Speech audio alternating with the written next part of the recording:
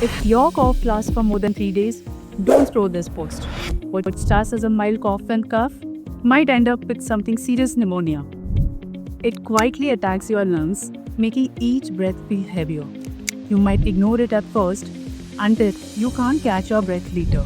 The good news, you can stop it before it gets there. Timely checkups, right vaccinations, and strong immunity. That's your real protection.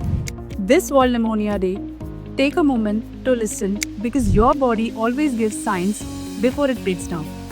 Don't try to ignore what your lungs are trying to say.